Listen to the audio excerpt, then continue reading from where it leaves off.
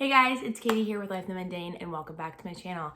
Today we are going to be taking a peek into Grammar Galaxy. Last week I did a review for you guys, what you need to know before you jump in and purchase, and I had an overwhelming response that you guys wanted to see a flip through inside, so we are going to be taking a look into the Protostar Volume 2 of the curriculum. I'm going to take you through the teacher's book as well as the student book. We're going to dig into all the nitty gritty and I hope that you guys will enjoy it, so let's get started. So here are our two books. This is our text, which is our story/teacher guide, and this is our mission manual. So let's take a look at the text first. All right, so the text of the Volume 2 Protostar version is going to open up, and you're going to just simply see the chapters listed and the different units. We talked about this in the other video. They always have a unit in literature, in spelling and vocabulary, in grammar, and then adventures in composition and speaking. But you don't actually see the topics that are covered listed here. That is in the mission manual, and we'll get to that in just a minute. So the next is a note to your teacher, just kind of how can you make the most of this program. This is really helpful. I definitely recommend checking this out.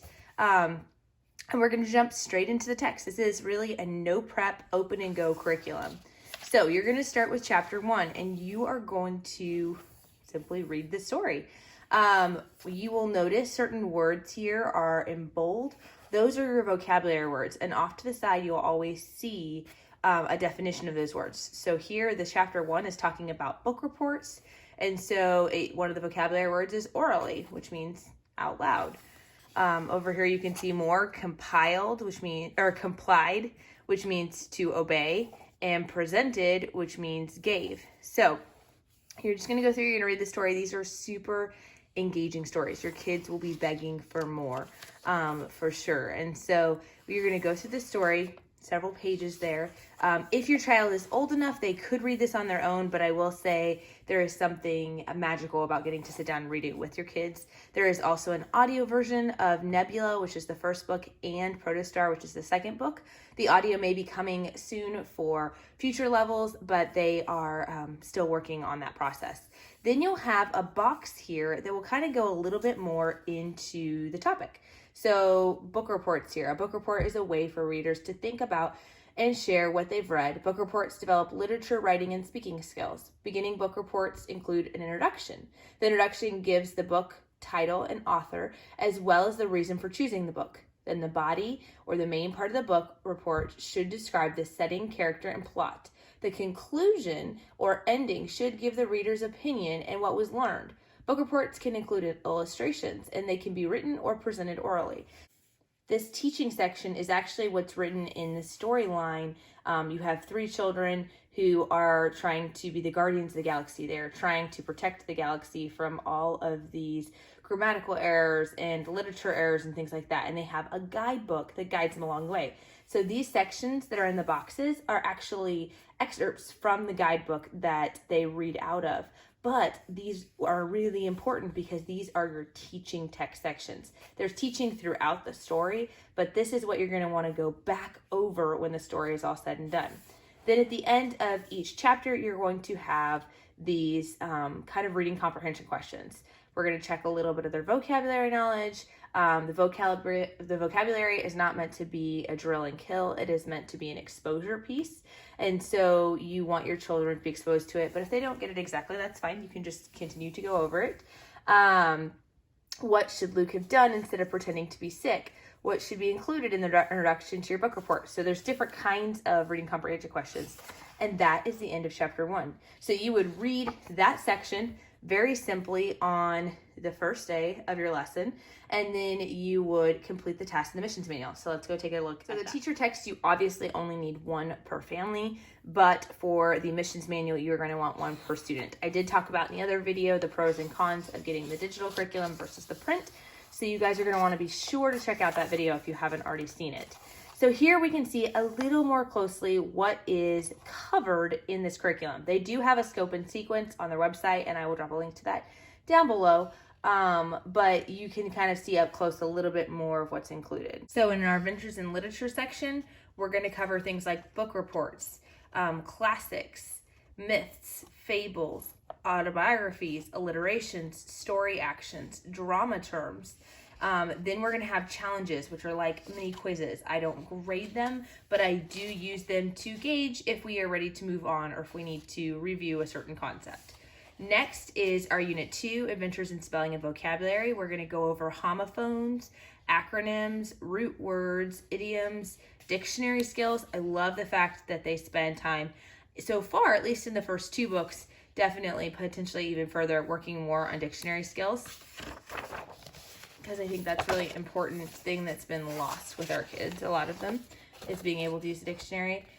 Spelling rules, they'll go over specific spelling rules for that lesson, and then again, a challenge. Then you've got Adventures in Grammar. This is going to be a bigger section here.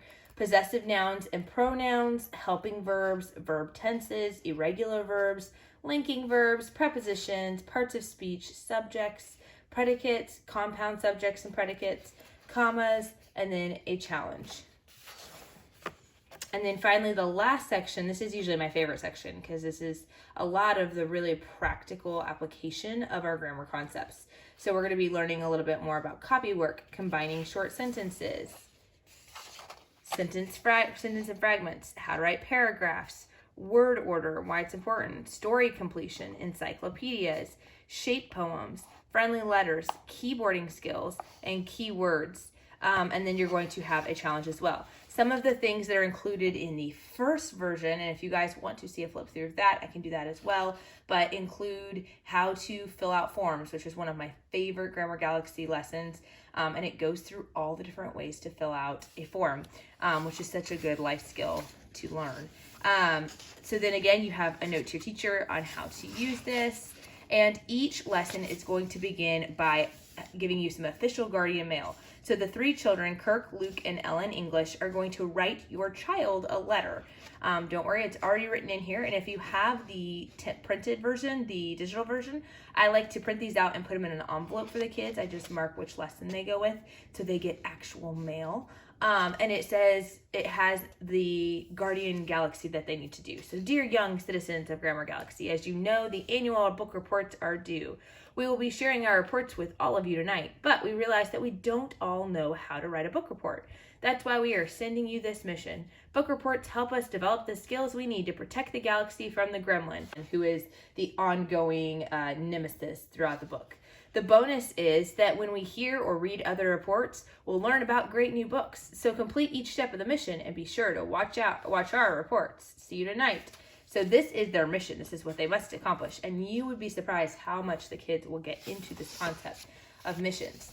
Now there are 3 missions or 3 steps for every lesson. So step 1 is almost always going to be a review of the previous topics taught. Because this is the first lesson, I will show you a later lesson, but because it's the first lesson and there's nothing to review, it will go over more of the reading comprehension questions. They'll also have the vocabulary questions always at the bottom of the first step that you can choose to review or go over as much as you would like.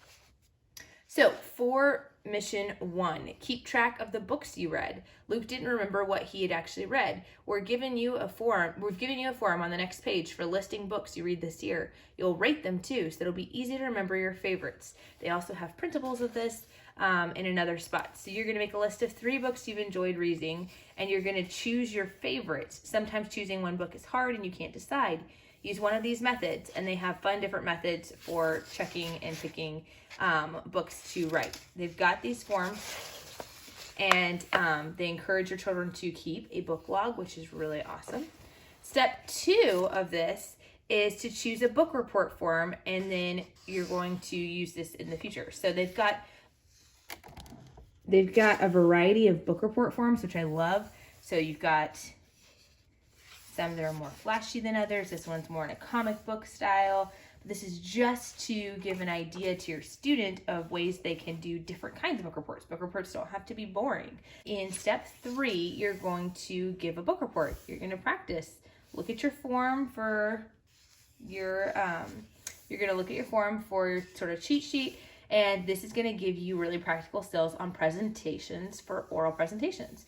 And then some ways that you can make it stand out. You could do a short reading from the book, dress up as a character from the book, make a poster about the book. So I love the fact that they go one step further. Then every lesson will have an advanced guardians only section. This is for your older or your more advanced guardians. Totally at 100% optional. I do it with some of my kids, others I don't, and sometimes I just pick and choose according to the lesson, but it's an additional activity. So this one is you can advertise the book. In addition to reporting on the book, encourage people to buy it. You could add a section to your report about why the book is a good deal, create a graphic to advertise the book, or draw it or use a graphic program to create one. You could create a commercial to advertise the book, which is what my kids are doing because they love filming. Then at the end of a lesson, you're going to have another piece of guardian mail. This is going to have an update for your students that are going to give them an update on how their mission's going. So the galaxy has now been saved, or the gremlin has been fought off once again. And then they also will include the answer key to the previous steps for you. So you've got that. Now, something that's fun at the beginning of all of the books is this Guardian of the Galaxy pledge. And so they're going to take this pledge that they're going to commit to helping the guardians, and then they will sign it. We make a whole ordeal out of this and have them, raise their right hand and repeat after me. And it's this big swearing in of our guardians, and they love that every year. So then that's the end of a lesson. So some people will complete all of those missions on one day. Some will divide it 3 days a week or 2 days. We usually do the reading and then book, or the mission 1 and then mission 2 and 3 on a second day. So I want to show you a lesson that's more in the middle, okay? Here is, first let me show you this. This is what the challenges look like that I mentioned before. You've got multiple choice questions, and they're going to go over the concepts that are learned previously, and then they're going to give you an idea. If you got 9 or more correct, congratulations, you've moved on. You can earn your vocabulary star, and they have a bookmark that you can add a star for that section that you've done well. And then if you did not get 9 or more correct, don't worry, but let's go ahead and review some of the concepts. If you may want to get more practice using resources here, and they have a special website just for additional resources to review those concepts. Okay, now this is a new unit, so we're going to see we're in unit 3, possessive nouns and pronouns. So we are going to go back over concepts, usually in a true and false section. I will usually, if I feel like they may not fully get it and that they're guessing, I will have them verbally explain to me why it is true or false. Again, vocabulary words. We've got a spelling word here, a spelling rule here. G says G unless followed by E, I, or Y, and then it says J. And you can actually cut this out to review and write examples of words that follow this rule here. So that's a great way. Your kids are going to really apply these rules better when they have to give their own examples instead of just being taught the lesson. Identify the possessive pronoun. Highlight the possessive pronoun in each sentence below. The possessive pronoun are mine, your, yours, his, her, hers, its, our, ours, their, theirs, whose. So they're going to go through and do that for part of their mission 1. Mission 2 is to identify possessive nouns. They're going to highlight all the possessive nouns in this sentence. And then here they're going to be putting an apostrophe S on the side of an index card, an apostrophe on the other. And for each blank below, show your teacher whether you need an apostrophe S or an apostrophe with your cards. So I love the fact that there are hands-on activities to make this more engaging for your kids.